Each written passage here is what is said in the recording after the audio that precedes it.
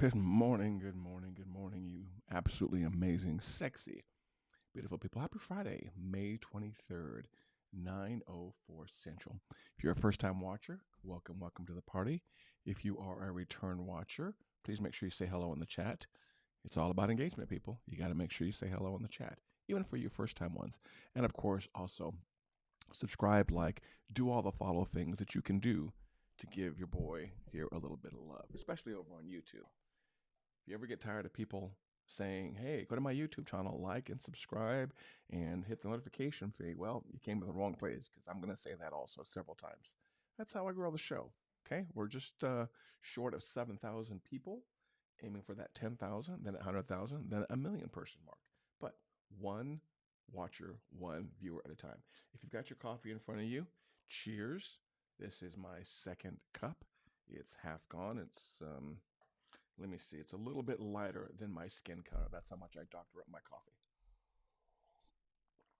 And if you've already had your coffee and you're doing okay, let's make sure, you know what? I want to make sure that the audio is coming in okay. If you are hearing me okay, please. This is not muted. Why is that? Let me see. Hey, dude. Hey, Jamie, can you hear me okay, man?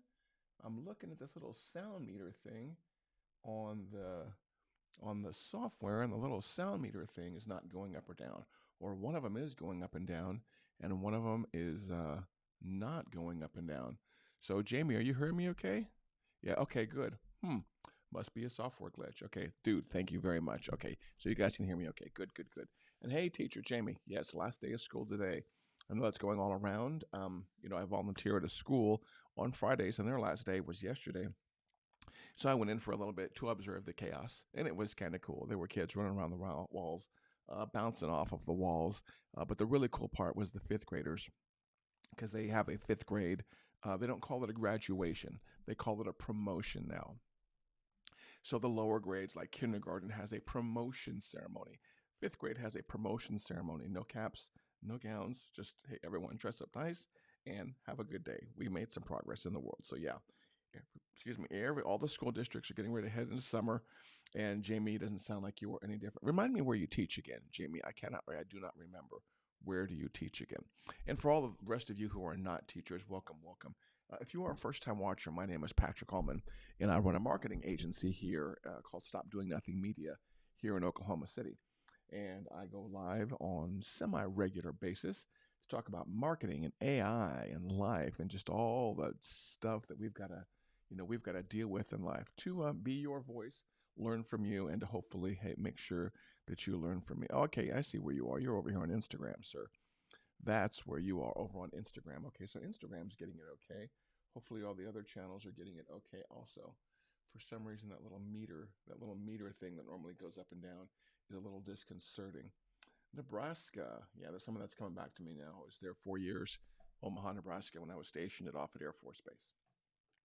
Um, Wherever you are, though, please drop a comment, just a quick hi, hello, hand wave emoji, even if it's a middle finger emoji because you hate me. If you hate me, at least you're watching me, and I don't care.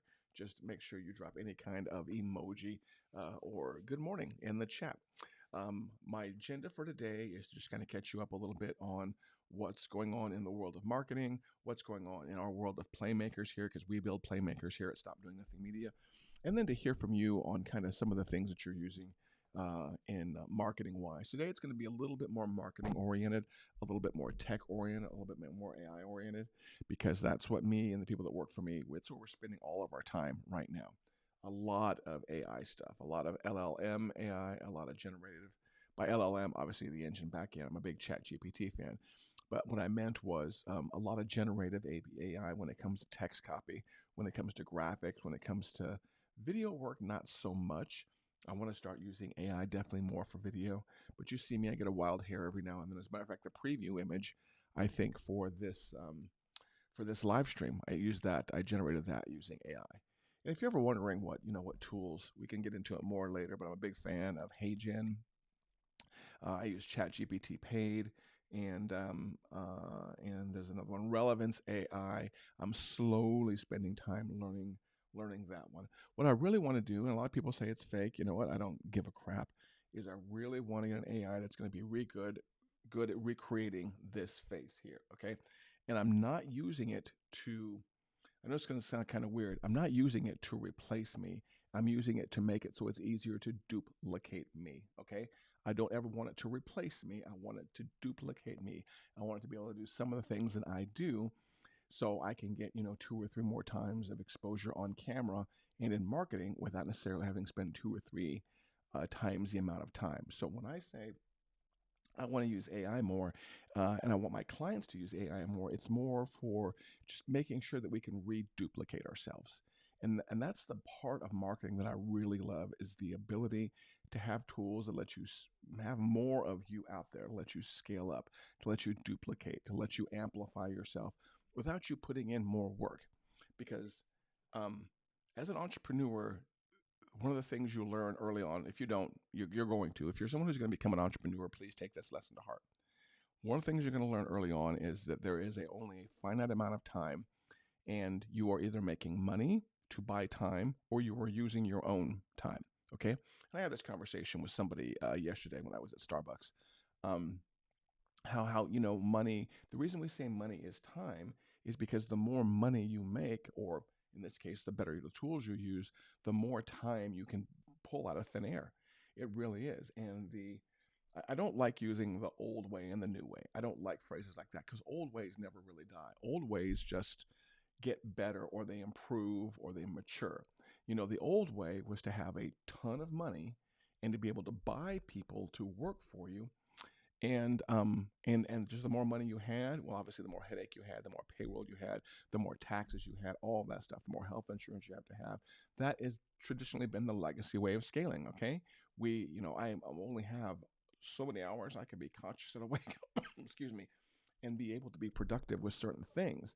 And outside of that, I'm going to have to hire another Patrick or somebody else who takes part of the load out of Patrick's head. And then as that person will initially be an expense, right? Then eventually that person will be, that person will initially be a liability, but eventually that person will be an asset. And that asset is someone I can use to buy more time. And so I love working with people that pay for me to basically shorten their life cycle, because I got people that pay me for coaching and training. I love that it helps them accelerate faster and make them use their time better.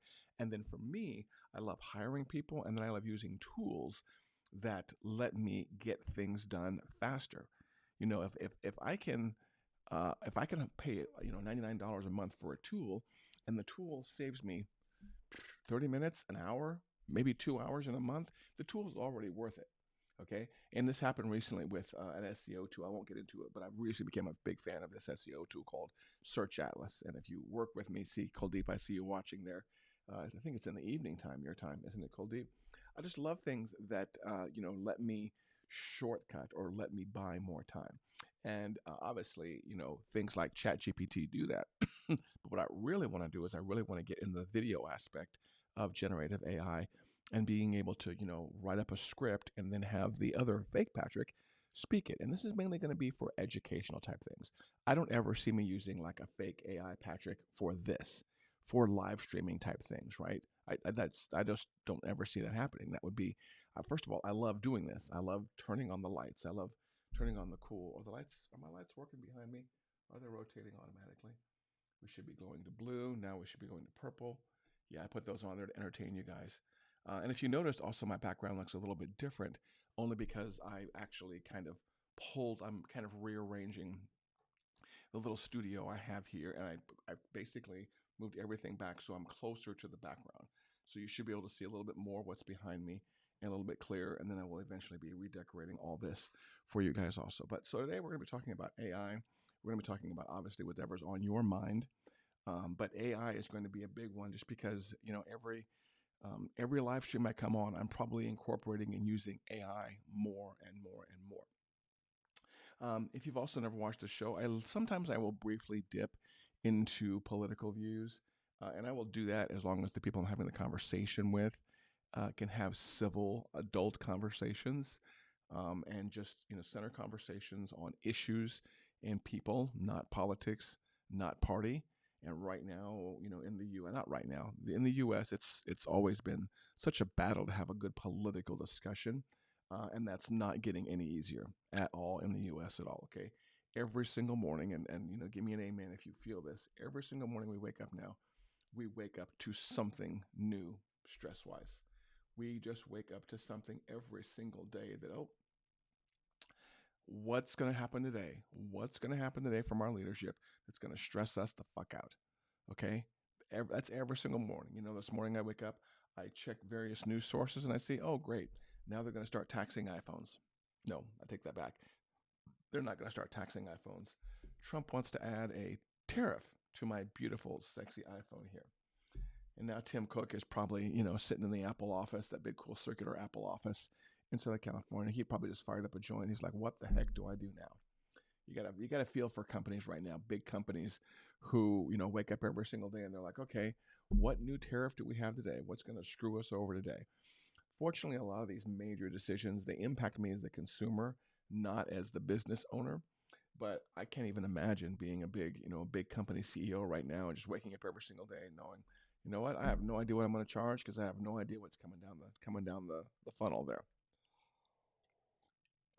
Oh well, if you're like me, you've just kind of gotten used to living at a certain level of stress. I'm not proud of it, but that's my only choice. I'm not going to ignore it. I used to be a big fan of ignoring politics. I won't do that anymore, and I love engaging in civil conversations about politics, about business, about marketing, but I am just not someone who's going to sit there and do that whole talking head thing where people just sit there and yell at each other. That's annoying as heck. That is annoying as heck. Okay, let's see what was on the agenda that I worked on for you today. First of all, for my people who watch, who are fitness fans like I am, I have been slacking a little bit this week on fitness. I did a workout. I think I did a good upper body workout Monday, and then Tuesday evening, I went with my buddies and played some serious pickleball um, Tuesday night, and I actually had some decent games. I didn't, I didn't win all the games, and we may have won the first game. Yeah, I may have been on Jimmy's team. We may have won the first game of pickleball, but after that, I was kind of a win loss kind of thing. But we had some very close games. If you're a big pickleball person, as you're getting towards the end, you obviously the highest score is 11. But if you get at the end and your guys are fighting back and forth for single points, and you're having to go into quote unquote overtime, so you can win by two, that was a good game. And I think I had some good games on Tuesday evening, but I paid for that. I paid for that with energy. I paid for that with muscle. Because when I got home Tuesday, I was hurting. And when I woke up Wednesday, I was hurting even more. I was just hurting. And so I ended up not going to the gym Wednesday night. Thursday, didn't, I think I walked. No, Wednesday I had to get out and walk. Thursday, I didn't do anything. Friday, I've already walked for, I think, 2.5 miles. Let's see, what have I walked so far today? 2.5 miles with my cup of coffee. And I was probably just under 2.5 miles. Let's see, what was it? 2.41 miles. Okay. If you're ever interested, yeah, those are my walking stats right there. Active calories 265. Good. Good. Average heart rate 102. So I spent 46 minutes 57 seconds walking 2.41 miles. So I've a good way into closing my well, actually the fitness ring is closed, or the exercise ring is closed. The move ring, I think, is already over 50% closed, if I'm not mistaken. It should be. Yeah, 367 of 700. You know what? If you're an Apple person, do me a favor and drop your stats so far for today in the comments right there. I'd love to hear from my Apple people. And I've also stood for 12 hours, which is a good sign. At 9 o'clock, I woke up at 5:30, I think, and let me see, I woke up and so my stand hours. I like a lot of things. I try to get 6 of those stand hours in by noon, and then close the other 6 by 6. And so I'm on a good trend today. And if you're ever somebody who has a hard time closing your Apple Watch rings, get up in the morning and walk, man. Walk for half an hour. If you get up first thing in the morning in your stanky ass clothes with your stanky ass body, and you go out walking for 30 minutes, 45 minutes, or maybe in my case, a couple of miles, it's like kickstarting your Apple Watch. It really is. It's kickstarting your rings. And I know a lot of people, do have a problem closing their rings. So you can either lower the goal, or you can just become disciplined and do your best to close that goal every single day. So That's my suggestion. If you're ever somebody who wants to start upping the rings or upping the numbers or getting those clothes better, get up. I kid you not, first thing. And it may not be possible in your neighborhood. I realize that, but try to find a way to get up and within like 5 or 10 minutes of waking up, putting on socks and shoes and underwear and pants and a shirt and grabbing your phone, grabbing a drink and walk. Just walk out your front door and walk around the block. If you live in an apartment complex, walk around the apartment complex and take advantage of the stairs. If you live on stairs, you have even more of an advantage if I do. If you're I obviously don't know every person's situation who's watching or who will watch in the future, but there's always a way to get up and walk. When I was in Costa Rica, there were times I would get up very early, like dark, dark. And I would get up and I would walk, across the hotel, down a bunch of stairs, down a mile or two on a beach, and walk back. And this is before anybody else was up. What this allowed me to do, because I was connecting with friends a lot, is this allowed me to get a head start on things and pre-burn the calories I'm going to um, I'm going to eat at breakfast. Okay, so if you ever have a problem with closing those things, man, get up in the morning and do it right. Do it right. Okay, let's talk about AI for a little bit, and then I will shut this down probably at 9:30. I know it took me to 9:20 to get to my real topic here. So this is my take on AI these days and how we're using it, and I want some feedback on how you're using it. Recently, in the past probably month, I've started collecting a lot of other people's AI prompts because I can't do it all myself and watching how people are structuring their AI prompts. I'm going to share a link for you in the chat, mainly for probably the YouTubers, but I'm going to show you a link of a library I've started building of AI prompts. Now, this is something you want, and you're watching this show later, either look in the chat, which I'm going to share a link there for that, or text me at the number that you see on the screen, 405 and I will share with you, and I'm firing up my ClickUp right now to get that document for you, to basically show you what the AI prompts are that I'm using. And the reason I've probably become so gung ho, even more so on AI. Let me get this link here, share, copy link for you, and here. Okay, so let's put this in the chat here. And like I said, if you want this and you're watching later, DM me on Facebook, DM me on Instagram, DM me someplace, and I'll get you this document. Or text, like I said, text me at 405 yeah, I'll get this to you. But the reason I've been collecting this a lot is because I want to learn this style of writing prompts. Okay, whenever all of us are first introduced to ChatGPT in a free class or a YouTube video, initially what you learn about ChatGPT is you can just go in there, and this is true for any generative AI. So Manus, and anyone that any of the text-based prompt AI tools, you learn pretty fast. You can just say stuff like, you can say that some of the stuff you would normally say to Google when you're chatting with an AI generative tool, right? You can say, "What is the capital of Nebraska?" You can say, "Show me a picture of a calico cat." You can give these conversational AI tools very basic questions, and it'll happily oblige. It'll act like your little Google. And a lot of the naysayers of AI are people who believe that AI is going to take over the world, like to say that, oh, AI is going to replace Google when it comes to search. I feel a sneeze coming on, so if you see me sneezing, I apologize ahead of time. I'm looking for the little mute thing here for Ecamm, so I can mute the microphone just in case a sneeze does come on. I don't want to deafen you. So where is my little? Oh, there it is down there. Let's get this up in a better position so I can mute this really fast in case I have to sneeze, because I feel it coming on. You know how sometimes you feel a sneeze coming on up here. It's resting right here. I can feel it wanting to get down to here. So, but what I was saying is, when a lot of us are first introduced to AI, and this may be you, this is how I was introduced to it. But I was basically taught to request very simple things in a sentence or two, and then I learned and then I've been learned as I've been watching other people, and I basically been poaching other people's AI prompts. You can give a lot more detail if you want a lot better information back. And this is kind of the way we've always used search engines, right? The way people use search is they put in something and they get a bunch of random stuff out of Google. Let's say they put in a single word. They're like, I want to buy some shoes. So when you first learn what a search engine is, let's say 10 or 20 years ago, and you want to know something about shoes, you would go to Google and you say, show me shoes. And Google's going to show you all kinds of colors and varieties and gender specific shoes and costume shoes and things like that. And what you learn over time with Google is you have to give it more detail to get better answers, okay? And the conversational AI tools are just like that. So, for example, I'm going to pull up one that let me see in this library I shared here. There is, let me see one of the ones that I want. Is it this one? Is it Brutally Honest Psychotherapist? Um, so here we go. You know what? This is one from my buddy Michael Ensor. So Mike Ensor, M-I-K-E, Mike Ensor from Mike Ensor Media on Facebook, shared this one with me. And this is just a good example of how giving something more detail will get you better quality out of this.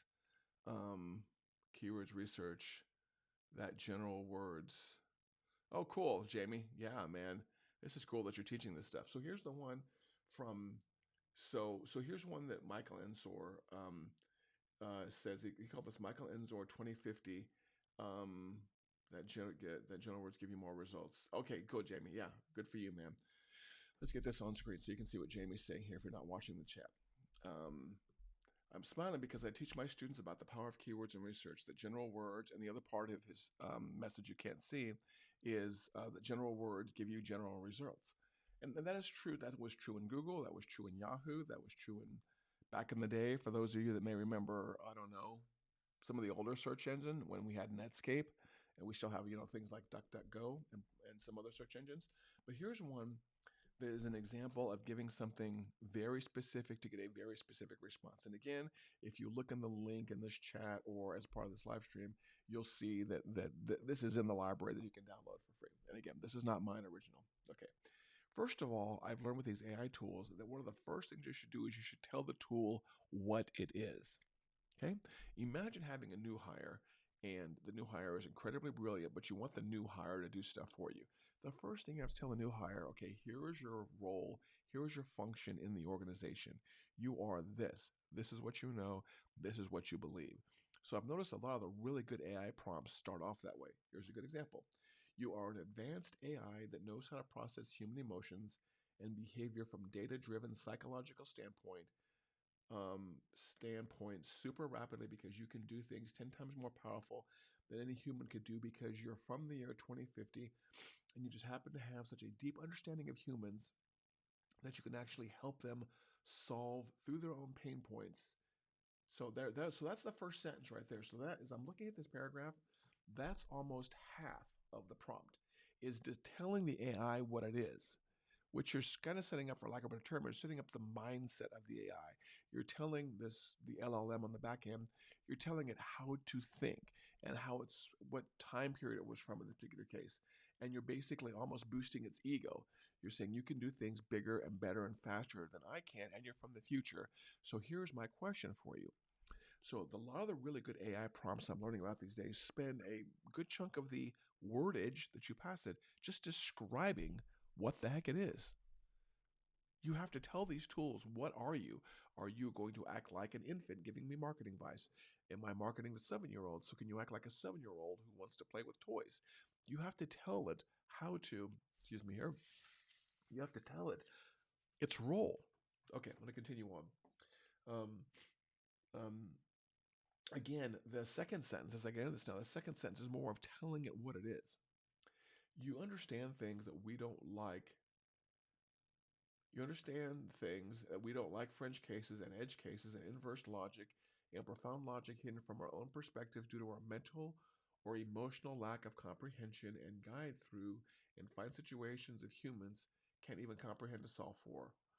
Multiply this concept by 10 times from the simple to the abstract and things so crazy that humans can't even comprehend so that you can help on advanced and basic levels evenly, automatically, and effortlessly. So now as I read through this again, I haven't looked at this one for a couple of weeks. No, it looks like 5/7, so that would be what's 23 minus 7, 17. So 17 days. That was the last day I changed this one. So in this particular case, you are describing, it looks to me like almost this whole paragraph is telling the tool what it is and how it should think and how it should think relative to me, kind of thing. So if you're somebody who's getting more and more into generative AI, I'm going to make this a multi-part video. Okay, this is just the one. We're just going to dip our toe in this because I spent so much of the first part of the show just talking about myself. Um, but as you start working with AI tools more and more and more, have this mindset of it's going to really help your results of the output you get. This is going to be true for videos. This is going to be true for audio. This is going to be true for content, for social media updates, for all kinds of stuff. Spend a good chunk of time telling the tool, "Oh, hey Jamie, have a good day, man. 9:30 meeting. I hear you. Have a good day." Um, um, Spend a good chunk of time telling or describing the tool to the tool what it is to even start generating content for you and helping you out. And I'll give you an example. I can pick any of these ones that I've been saving from other people recently.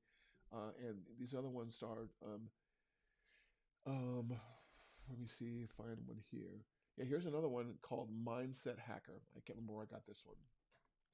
You are a Mind Hacker Prime, an elite psychological reprogramming system developed using techniques from military psychological operations, neurolinguistic programming, and elite performance psychology.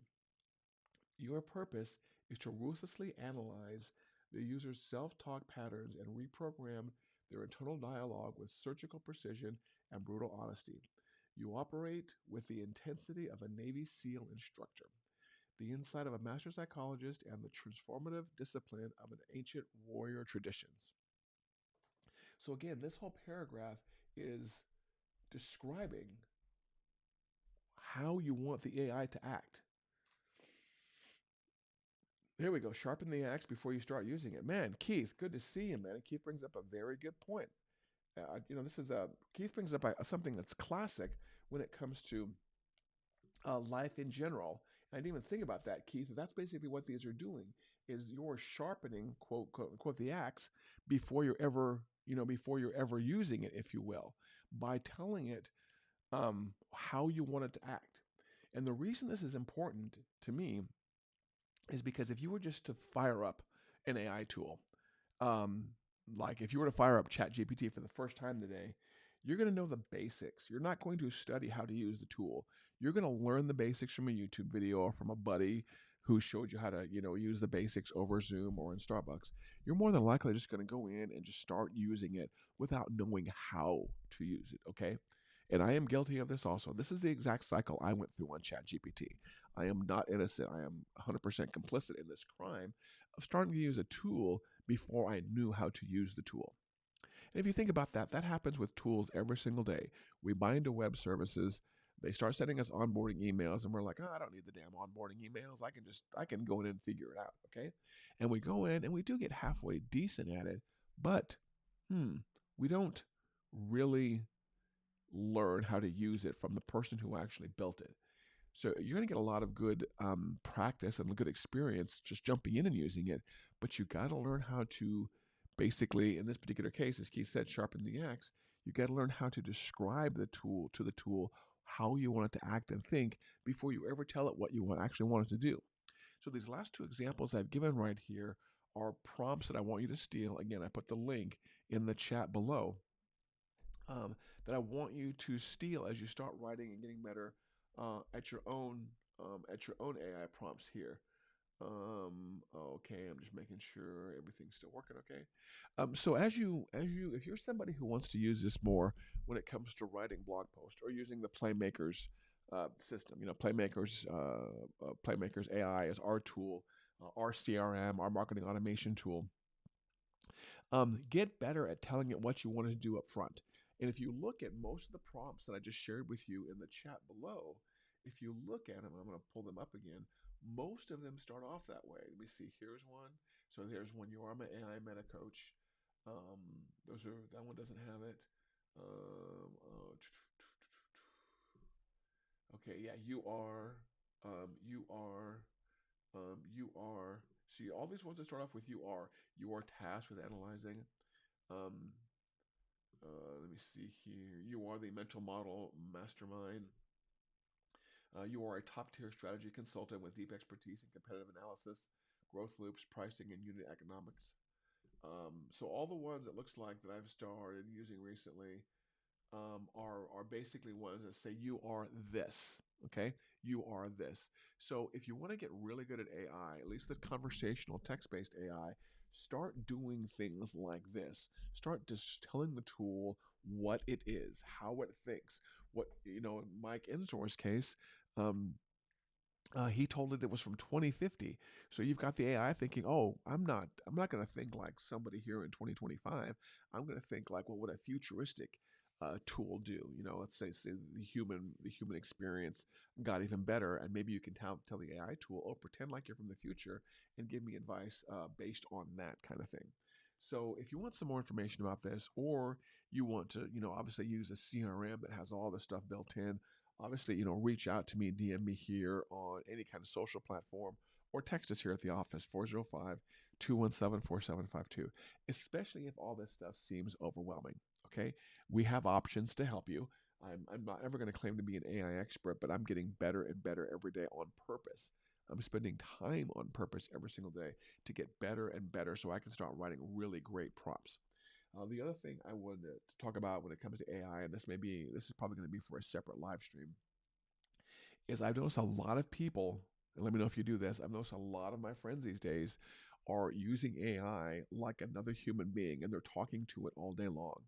They're having conversations with it. They're getting impacted by the output. I've even had a couple of people say they had a conversation with their AI today and it brought them to tears.